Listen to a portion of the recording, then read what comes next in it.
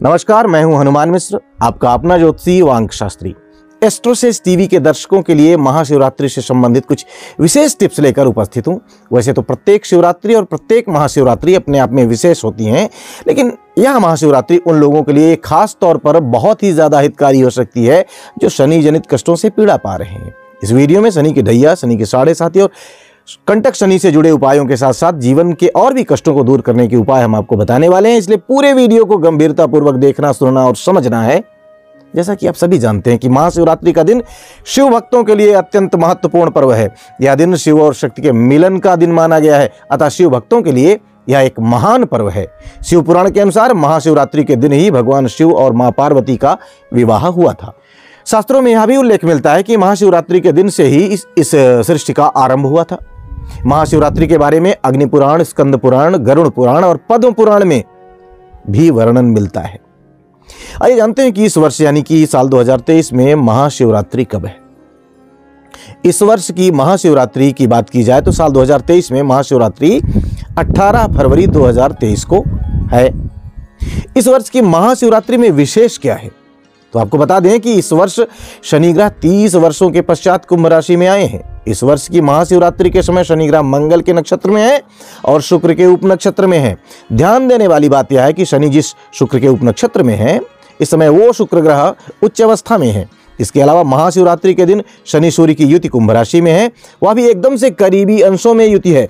30 वर्षों के पश्चात यह युति हो रही है। हालांकि इस युति के चलते शनि ग्रहस्थ हैं, लेकिन फिर भी शनि पर सूर्य, मंगल और शुक्र ग्रहों का प्रभाव तो है ही।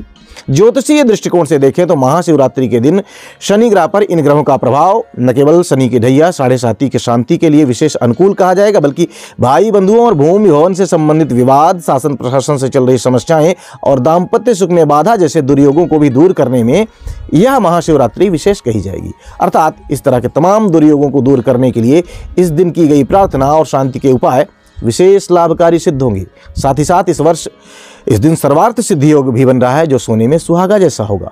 दर्शकों, जैसा कि आप जानते हैं कि शिव आराधना में रुद्राभिषेक अति महत्वपूर्ण और विशिष्ट होता है, तो आइए यह जान लिया जाए कि इस दिन आपकी राशि के अनुसार आपको किस वस्तु से रुद्राभिषेक करना चाहिए जिससे कि आपकी समस्या या फिर समस्याएं दूर हों। तो चलिए जानते हैं कि इस महाशिवरात्रि किस राशि के लोगों को किस वस्तु से अभिषेक करना चाहिए जिससे उनके जीवन में सुख समृद्धि आए। और सबसे पहले चर्चा मेष राशि की। मेष राशि वालों, प्रथम भाव के राहु और प्रथम भाव पर शनि ग्रह के दृष्टि के कारण स्वास्थ्य काफी समय से कमजोर है, तो कुशोदक यानी कुशा में घास की पत्तियां या डंठल जाल का जो मिश्रित जल है उससे अभिषेक करें, इससे असाध्य रोग भी शांत होंगे। वहीं बुखार है या शरीर का टेम्परेचर बदल रहा है तो गंगा जल से अभिषेक करना शुभ रहेगा। आइए चर्चा कर लेते हैं वृष राशि की। वृष राशि वालों, सूर्य शनि की युति आपके दशम भाव पर है। ऐसे में यदि व्यापार, व्यवसाय या फिर नौकरी को लेकर कोई समस्या है या फिर शासन या प्रशासन से किसी भी तरह की तकलीफ है, समस्याएं हैं, तो आपको सरसों के तेल से अभिषेक करना चाहिए। इस अभिषेक से संबंधित समस्याएं दूर होने के योग निर्मित होंगे। चर्चा मिथुन राशि की। मिथुन राशि वालों, यदि पंचम भाव पर राहु केतु के प्रभाव के चलते संतान से संबंधित कोई समस्या आ रही है तो आपको गोदुग्ध से, गाय के दूध से रुद्राभिषेक करवाना चाहिए। इससे संतान से संबंधित समस्याएं तो दूर होंगी, साथ ही मानसिक समस्याओं के दूर होने के योग भी बनेंगे और अध्ययन से संबंधित समस्याएं, पढ़ाई से संबंधित समस्याएं भी दूर होने के योग बनेंगे। चर्चा कर ली जाए कर्क राशि की। कर्क राशि वालों, शनि ग्रह की ढैया के साथ साथ धन भाव पर शनि की दृष्टि आर्थिक समस्याएं दे रही है अथवा पंचम भाव पर शनि की दृष्टि संतान से संबंधित परेशानियां दे रही हैं या फिर राहु केतु का प्रभाव भूमि भवन से संबंधित परेशानियां दे रहा है, तो ऐसी स्थिति में आपको दही से रुद्राभिषेक करवाना चाहिए। इस महाशिवरात्रि दही से किया गया रुद्राभिषेक आपको इन मामलों से संबंधित समस्याओं से मुक्ति दिला सकता है। और अब बारी है जानने की कि सिंह राशि वाले लोगों को इस महाशिवरात्रि क्या करना चाहिए। सिंह राशि वालों, सप्तम भाव में गोचर कर रहे शनि के द्वारा यदि दाम्पत्य संबंधी मामलों में कोई परेशानी आ रही है अथवा दैनिक रोजगार में किसी तरह की विसंगति है तो इस महाशिवरात्रि गुलाब के इत्र मिले हुए शीतल जल से अभिषेक करना चाहिए। इससे दाम्पत्य जीवन में अनुकूलता आने और दैनिक रोजगार में वृद्धि होने के योग निर्मित होंगे। आइए अब जान लिया जाए कि कन्या राशि वाले लोगों को इस महाशिवरात्रि किस वस्तु से अभिषेक करना चाहिए और उससे इन्हें क्या फायदे मिलेंगे। कन्या राशि वालों, यद्यप छठे भाव में शनि का गोचर अनुकूल परिणाम देता है, लेकिन यदि कुंडली की दशाओं या किसी अन्य कारण से इस समय आपके शत्रु अधिक प्रबल हो रहे हैं तो इस महाशिवरात्रि सरसों के तेल से रुद्राभिषेक करने से आपके लाभ मिलने के योग मजबूत होंगे। चर्चा तुला राशि की। तुला राशि वालों, हालांकि आप शनि के ढैया से मुक्त हो चुके हैं, लेकिन पंचम भाव में शनि का गोचर भी कुछ मामलों के लिए ठीक नहीं कहा गया है। दक्षिण भारत के कुछ विद्वान शनि के इस गोचर को कंटक की संज्ञा देते हैं। तो ऐसी स्थिति में यदि आपको संतान से संबंधित या शिक्षा से संबंधित अथवा मित्रों के द्वारा कोई परेशानी हो रही है, तो ऐसी स्थिति में आपको इस महाशिवरात्रि मीठे दूध से अभिषेक करना चाहिए। ऐसा करने से आपकी स्वयं की अंतः प्रज्ञा और प्रखर होगी और आप विरुद्ध परिस्थितियों पर नियंत्रण पाने में सफल रहेंगे। चर्चा वृश्चिक राशि की। वृश्चिक राशि वालों, वर्तमान में आप पर शनि के ढैया का प्रभाव है, जो आपको कुछ मानसिक तनाव देने का काम कर सकता है। अर्थात यदि आप मानसिक समस्याओं से ग्रस्त हैं, घर गृहस्थी को लेकर कोई परेशानी चल रही है अथवा भूमि भवन से संबंधित कोई परेशानी है, तो ऐसी स्थिति में आपको किसी पवित्र तीर्थ यानी किसी तीर्थ के जल से अभिषेक करना चाहिए। आइए अब जान लिया जाए कि इस महाशिवरात्रि धनु राशि वाले लोगों को किस वस्तु से रुद्राभिषेक करना चाहिए और इससे इन्हें क्या फायदा मिलेगा।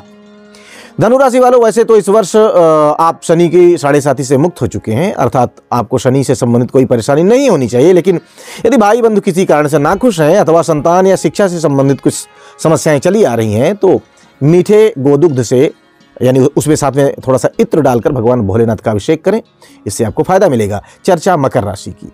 मकर राशि वालों, इस समय आपकी 7.5 का अंतिम चरण है। 7.5 का यह अंतिम चरण जाते जाते आपको कुछ विशेष दे करके जाए। इसके लिए आपको अपने राशि स्वामी के साथ साथ शिव जी की भी पूजा आराधना करनी चाहिए और यह मौका आपको इस महाशिवरात्रि के रूप में मिल रहा है। इस महाशिवरात्रि आपको गन्ने के रस से भगवान भोलेनाथ का रुद्राभिषेक करना चाहिए। इससे आपको आर्थिक और पारिवारिक दोनों मामलों में अनुकूल परिणाम देखने को मिल सकते हैं। आइए अब बात कर ली जाए कुंभ राशि की। कुंभ राशि वालों, आप 7.5 के दूसरे चरण के प्रभाव में हैं।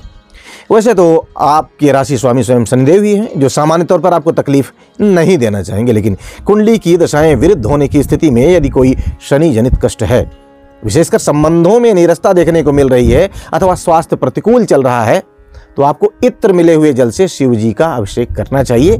इससे जीवन में अनुकूलता का स्तर बढ़ने के योग बनेंगे। और अब चर्चा भचक्र की आखिरी राशि मीन राशि की कि मीन राशि के लोगों को इस महाशिवरात्रि किस वस्तु से शिव जी का अभिषेक करना चाहिए और उससे उन्हें क्या फायदा मिलेगा। मीन राशि वालों, अभी 17 जनवरी से ही आप शनि की 7.5 के प्रभाव में आए हैं, यानी शनि का जो 7.5 का प्रभाव शुरू हुआ है, लेकिन आपका राशि स्वामी आपकी राशि में ही गोचर कर रहा है, अतः सामान्य तौर पर कोई विशेष प्रतिकूलता देखने को नहीं मिलेगी। लेकिन दूसरे भाव में राहु केतु का प्रभाव है, शनि की दृष्टि का भी प्रभाव है।